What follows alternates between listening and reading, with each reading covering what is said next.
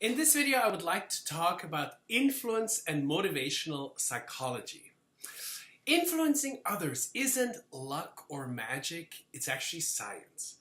And 95% of a person's success depends on his or her ability to communicate effectively with other people to get them to do certain things. So the question is, what motivates people?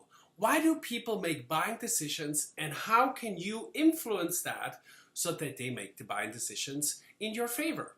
And this is what this video is all about.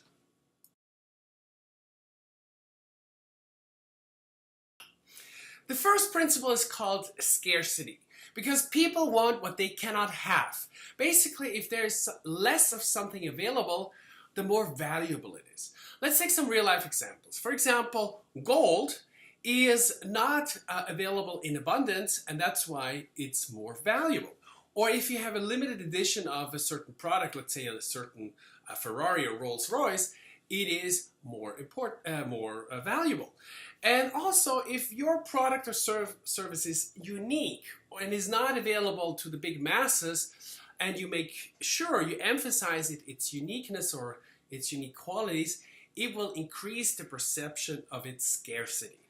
Therefore, people will be motivated to buy them. So people always want what they can have, and if you make it rare and special and it's scarce, so it's not, available in huge amounts, then it becomes more valuable, and also you can charge more.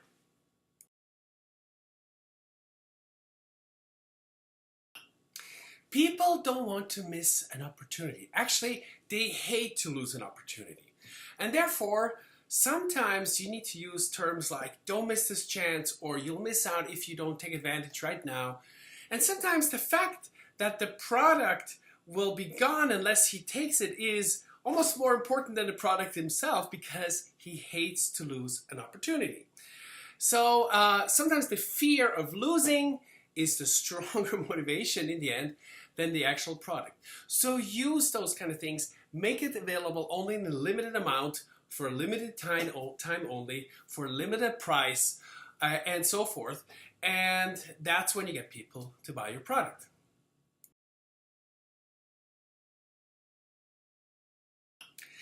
People also want always the new thing, something new. It's the new product. Oh, just released, the latest thing, and so forth. And if people know that something is new, or they're getting something new, the desire for it will shoot up. And they made some tests with Coca-Cola, where they tested people and said, okay, this is the old version, this is the new version, but in fact it was exactly the same product, but people chose the new one because it was always, that's what they always go for. So if you have the opportunity to include new products, make sure you do so.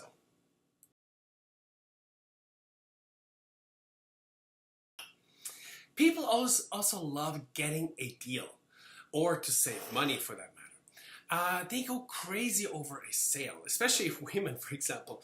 Let's say there is a handbag and they say, oh, it's 50% off. Oh my God, I have to take advantage of it. It's only $100 now. Before it was $200. What a deal, okay? So people go for deals.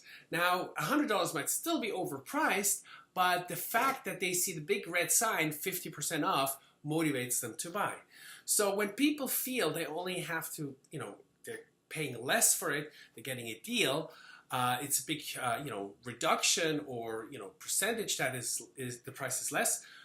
So that motivates people to buy. And sometimes, let's say you are in a negotiation and you say, you know what, I'll give you 10% off. And sometimes that might be the deciding factor for someone to actually go for your deal.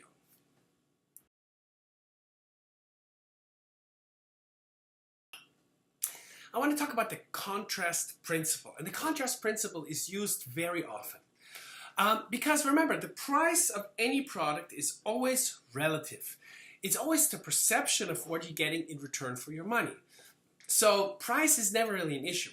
Sometimes you can say, look, the competition charges $2,000 for their product. We only charge $950. And then someone says, wow, in comparison, this is much better, it's much cheaper, so I'm going to go for the $950. But maybe $950 is still overpriced in reality, okay? So we don't know. But if you compare it to something that's bigger, people think it's a deal. Also, for example, you can say your competitor sells one suitcase for $100, but with our company, you're getting 4 items, 4 smaller suitcases for the same price. So sometimes people say, wow, okay, 4 is better than 1. Okay, that's why I'm going for it. And sometimes you just have to use those examples. You start with a higher price and then go lower so that it appears that it's a great deal. You can also do it like it's in a real life example where you say, well, there's 7 billion people in this world, and just because 2 of them have a certain opinion doesn't mean that it's the truth. Okay, so you can make an argument like that too. All right, use contrast principles in almost anything you do.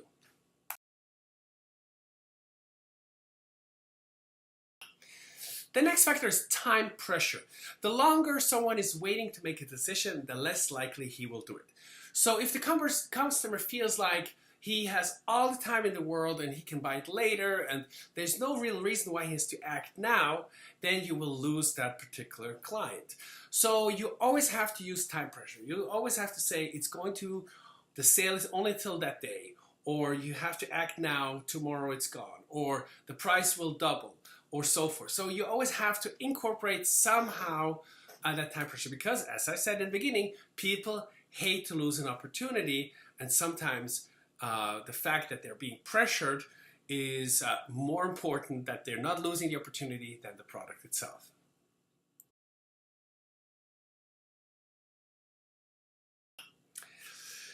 There's also a law called the law of simplicity and clarity. You should always make things very easy and clear to understand. The formula KISS, keep it short and simple, always works well in sales.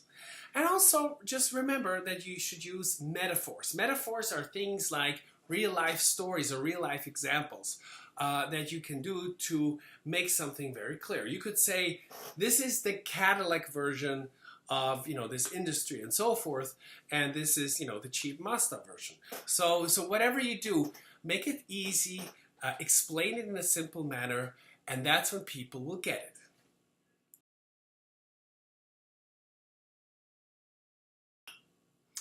Always give something first to your client, and they will feel obligated to do something for you back by buying your products. So little presents, little cards, little discounts, things like that you can do work really, really well in sales. And if you do something for the client first, he has that void, that need where he feels like, oh God, I need to repay the favor. And that usually works well if he buys your products.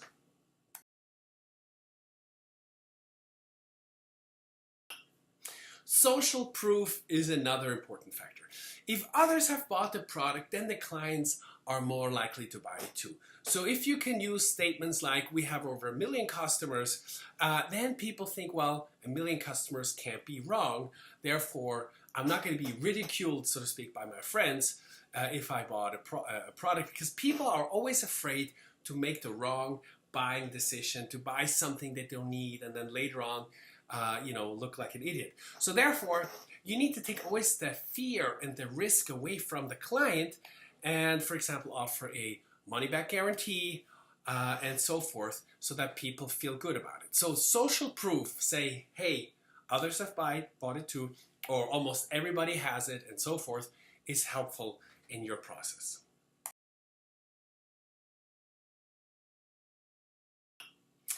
And then also commitment and consistency. People don't like radical changes, okay? And most people don't like change, or they have a hard time with change.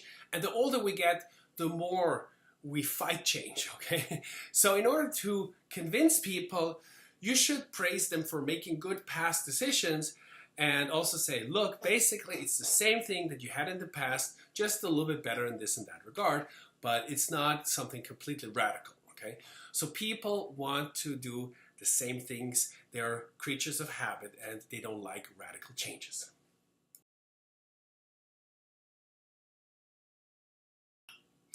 Remember, you can only sell to a person who likes you, and the other way around, if you like your customer, it's a mutual likability. And otherwise, no sale is possible.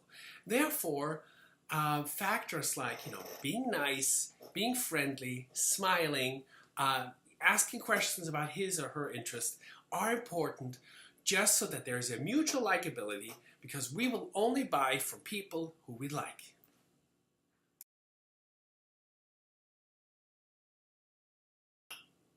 And always remember, there's only really two main motivational factors that we have as people. We want to gain pleasure, or we want to avoid pain. And those are the only real two motivations that we have in anything that we do. So avoiding pain is the more powerful motivation, because most people are driven by fear.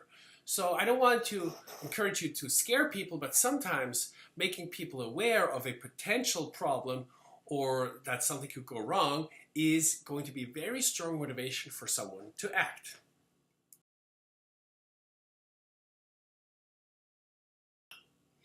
The next factor is authority. You need to position yourself as an expert, because you will be much more successful this way.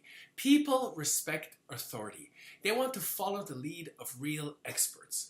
And sometimes, the way you dress is important, the way you behave, the way you speak, and so forth, because authority or being a specialist in a field will give you more credibility, and therefore it will be easier for you to convince your clients.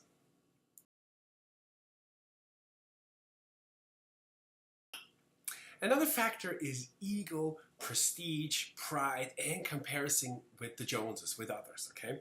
So people make buying decisions based on how they feel right in the moment.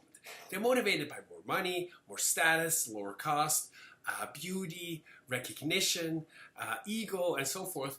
And you should always include those kind of things in your sales presentation. For example, they have the need to be something special, to be better than their neighbors, and so forth.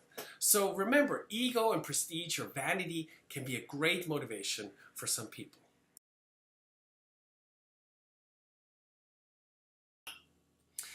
You need to focus on the relationship if you want to be successful in today's day and age. Because if you focus on the product, you can only lose, because people have the internet today. They can check out the products that are available and they can compare them, and it makes it really easy to research these days. And therefore, people or clients have changed, or buying decisions have changed in recent years, because people are much better informed and they have much higher demands than in the past. And therefore, you must be focusing on the relationship. And if people like you, they will buy from you. Okay. Now there is the typical buying pyramid that you should focus on, and we have here several factors.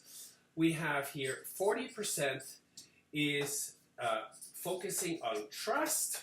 Okay. Then 30% is to focus on the need.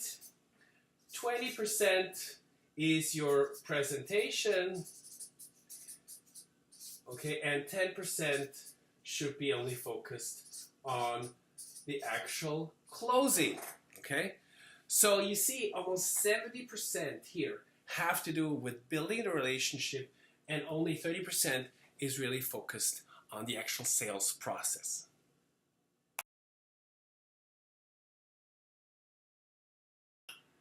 Another factor is credibility. Credibility is important if you want to sell any kind of product. Because people are scared to get scammed, to make a wrong buying decision, to make a mistake, or to pay too much for a product, or to look bad in front of their friends. So everything that you do will increase your credibility, or it will lessen it. And therefore, it's important that you have a good first impression, and that everything that goes out to the clients is perfect. So make sure that you remember that every detail counts, and credibility is a very, very important factor.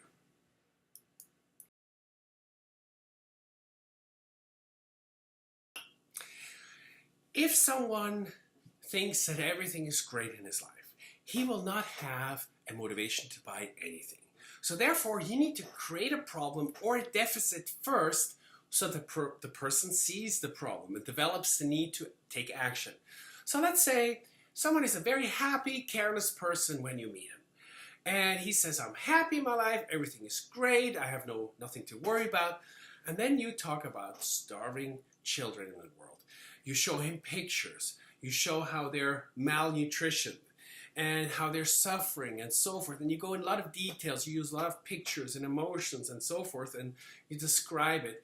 And then, obviously, he will start to feel more and more comfortable, and he will start to feel more and more guilty.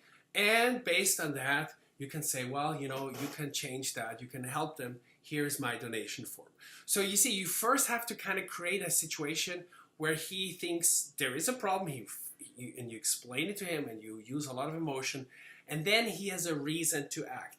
Otherwise, before that, most people are kind of living in their happy bubble, and everything is great. And the same is true for life insurance. You say, well, I don't really need life insurance. Why should I pay? And then you talk about how the situation would be if your wife was kicked out of the house, had to move into a small apartment in a bad neighborhood with drugs and crime and this and so forth. And then you paint that picture, and all of a sudden he thinks, oh my God, I need to have life insurance. You see, so you always have to create a deficit or a problem first for someone to develop a need to take action.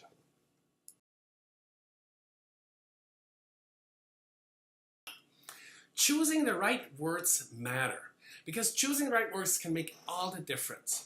And words trigger emotions, and if we use the right kind of words, it will trigger emotions, and it will get people to act or to buy and to do something that you want them to do. Sometimes by just switching a couple words, like instead of saying, well, you have to pay for your retirement, it's kind of negative because we don't like to pay things. Or you say we have to save for retirement.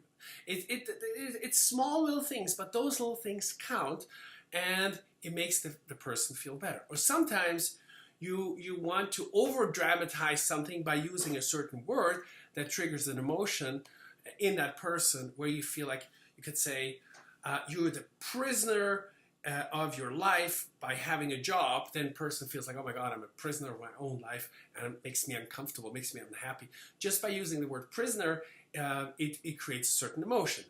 But so you see, whatever you do in your salesperson, however you speak, whatever words you pick are important.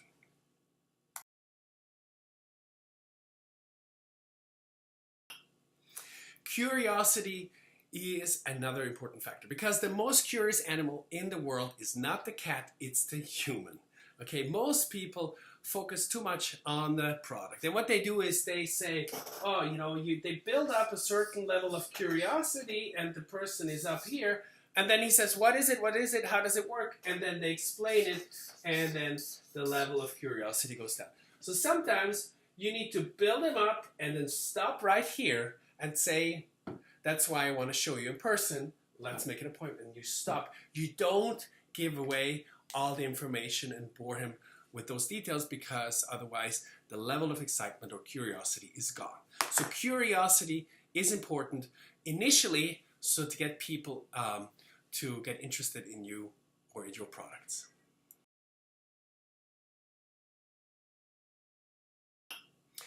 Then the law of associations is important too, because people associate certain things with music, symbols, or smells, and so forth. For example, the symbol of America is the bald eagle, because it represents values like freedom and independence and pride and things like that. So subconsciously, having something like that in your logo triggers those emotions. And whatever you can do to associate certain things, certain symbols with certain values, that is going to be an effective way of dealing with people.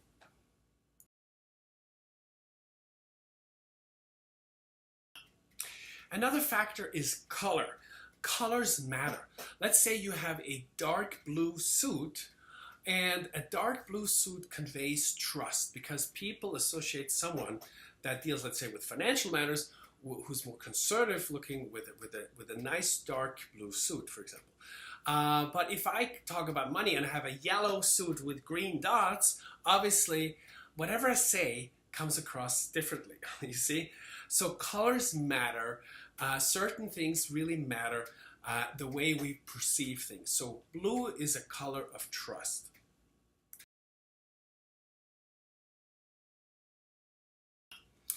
The law of involvement says that once you have one foot in the door, the sale is half done. So sometimes give a free example or free sample without any obligations. Let him try the product for free for a certain period of time and see how he feels about it. For example, car salesmen know this trick well. They say, well, why don't you take the car for the day, drive around, and see how you like it. But the thing is, once you drive that new car with the new car smell and everything is better than your old crappy car, then it's hard to return it and to give it back, you see? So sometimes letting people try out your product for free will, get them involved, and then it's hard to say no afterwards.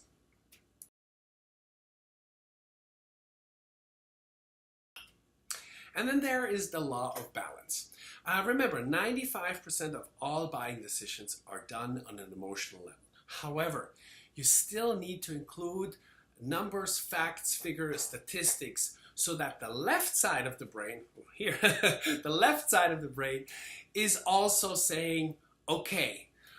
So as long as we say, oh yeah, it has good reasons, and I have all the facts and figures because it makes sense, then emotionally I'm ready to go forward. Okay, so you still need to include the real reasons, the facts, the figures for him to make a buying decision, and it needs both, even though the emotional part is stronger.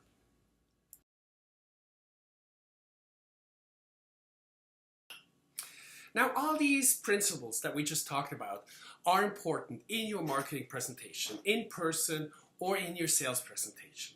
But like anything in life, if the techniques are used in an unethical way to gain something in the short term, it will always have negative consequences in the long term. So these principles are very powerful, but you need to have good intentions. But I want to encourage you to include them or include some of them, because they will be very powerful triggers and people will be motivated to make buying decisions.